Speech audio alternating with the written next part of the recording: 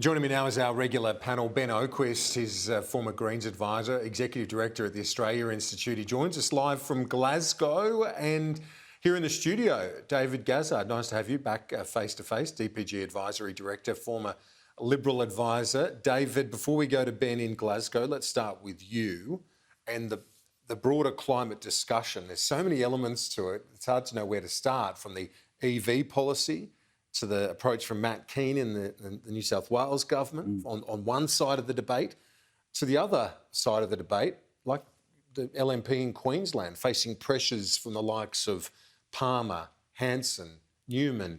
This is a diabolical challenge for the Prime Minister, isn't it?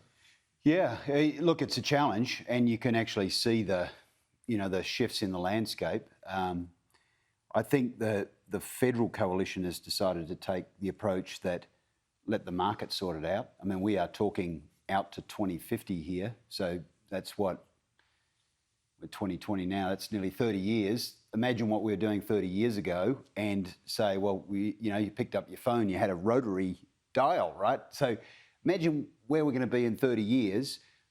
Best to let the market sort that out, and there changes exploding as we're talking now. There's new technology coming all the time. Let the market sort it out, but establish the critical infrastructure and the spines that will allow that new technology to operate, and allow the market to operate efficiently around that. So rather than mandating electric vehicles, you set up the charging stations to allow the market to fill in those electric vehicles. Now, Ben's going to have a different view on that, but that's a more interventionist approach, whereas the government is more allowing the market to flourish and provide in that area. And Ben Oquist, to you in Glasgow, doesn't it have an additional credibility to it when you look at the layers of government action? Like I mentioned Matt Keane, they've committed to a very ambitious electric vehicle strategy. In fact, he confirmed to me on the program a bit earlier that the New South Wales government is signing on to the UN COP declaration to speed up the transition to zero emissions vehicles by 2040, Ben. Yeah, well, it's a Transport Action Day here at the COP. That's good news from Matt King.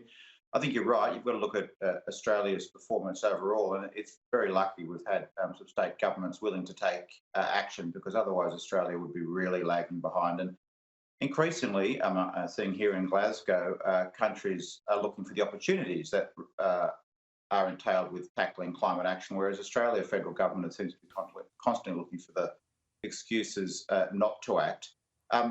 David's right, the private sector is obviously going to play a big role in the transition to a zero carbon economy, but you need the government to act. Of course, if you're letting the market determine it, you put in place a carbon price and let the market decide, but that's not going to happen. But you need strong government action, strong government regulation. And I think that's what's really stark for me sitting here in Glasgow, seeing the energy, the enthusiasm, say, that the United States is putting into tackling climate change, with Barack Obama over here at the Climate Summit, John Kerry with his team, a diplomatic tour de force trying to lift ambition on climate change. I think that'll be good for business. Whereas Scott Morrison wasn't here for very long. Angus Taylor is not here at all anymore. We don't have a minister. And I think that's what's missing. Australia's being left behind. Today's announcement is nothing. It's tiny. I mean, I'm a big supporter of the Clean Energy Finance Corporation. I helped set it up, helped save it in the Senate, so it's a good vehicle. But the government's simply seeking to prop up fossil fuels by putting more money in for CCS, and it just doesn't match the ambition that we're seeing around the rest of the world. And we can't wait to 2050, I'm afraid. This is the decisive decade. We've got 9 years to sort it out, otherwise we're going to have runaway climate change. And Australia's been MIA here, not signing on to the methane pledge, not signing on to the coal, consigning coal to history pledges, no 2030 target. And I think that's bad for Australia on many fronts, economically, and on the foreign policy front too. We're basically abandoning the US and the UK, our traditional allies, and that's going to have big consequences for Australia.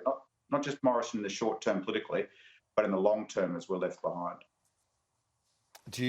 What do you say to that, David? Well, particularly in the context of how this is received by our allies? Ben's right to say the United States And the UK, among those driving the hardest for change.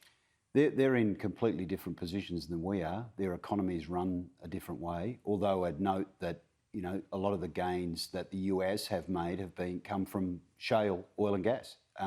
They've made themselves energy self-sufficient and cut emissions by exploiting those resources. Ben's keen on other times we've met to talk about the IEA. The IEA makes it very explicitly clear that we can't transition to renewables straight away. We need transition fuels along the way. So it's all well and good to be talking about this is the crucial decade and we've got to be putting renewables in. Our energy system can't cope with that right now. We're moving there. We've obviously got high uptake of solar energy. We're going into other areas. We're among the first countries to be talking about hydrogen. We're looking now at green steel. But in the immediate short term, we can't lose sight of the fact our energy is dependent on other forms of fuel. And we don't want to crash our economy. We don't want to bring on an economic winter to solve climate change, global warming. Ben, just give us a sense, because you are there and obviously monitoring the overall talks, is there a sense of optimism that they will reach some agreement to at least reduce the rate of warming to below 2 degrees Celsius? I was at an event with John Kerry yesterday. He was very optimistic. He talked about how Barack Obama kept telling him how optimistic he was. And he says that there's some analysis out that the pledges that have been made so far here at the summit could get us, if they're all met, and I think that's a big if, get us to below 2 degrees, at 1.8 degrees. I think there's a lot more work to do. There'll be some success here at Glasgow, but it won't be enough to get us to 1.5 degrees and really start looking at a safer climate and zero in the time we need to get to. But I guess what it is really different from this COP to other ones is the focus on getting off fossil fuels. In the past, fossil fuels were barely not mentioned. Now we've got the president of the COP talking about consigning coal to history. Big deals are done here to accelerate coal phase out. Big deals done to get countries off financing coal sooner rather than later. And that's involved countries, big coal exporting countries like Indonesia. And I think that's the real difference. And yes, we're going to need technology. I think Malcolm Turnbull and Twiggy Forrest have been here extolling the virtues of that, doing a good job for Australia, I might add, in the absence of a Prime Minister and an Energy Minister. But it's that getting off fossil fuels as fast as we can that's been a big change in the dynamic of these COPs and the international climate debate that's really happened in the last years. And that's left Australia floundering both on climate policy, but increasingly on foreign policy. Climate policy is now economic policy, but it's also foreign policy. And Australia is being left behind, and with our Pacific neighbours, as well as our forever allies, the United Kingdom and the United States. It all sounds great. It's all lovely to sit around the fireplace singing Kumbaya and holding hands. But what's happened in England this year? They've brought on more coal-fired plants across Europe because the wind hasn't blown. So no one's arguing that we shouldn't be transitioning to these fuels. We're saying do it in a prudent way that's going to keep our economies going while we can make that transition. I mean, England is buying coal-fired power right now from Poland because they haven't been able to meet their renewable targets. They've also got nuclear power that they can bring on. So let's do this in a sensible, managed way. Yes, we're all transitioning there, but make sure we don't crash the economy on the way. Before we go, David, can we expect the Prime Minister to pick up on another Prime Minister that's had a crack at his own party, not the one that Ben Oquist mentioned there in Glasgow, who's been having a crack at the Liberals, but today, former Prime Minister Keating, because he was critical of both sides of politics. He was certainly critical of both sides. He had a massive swing at Penny Wong.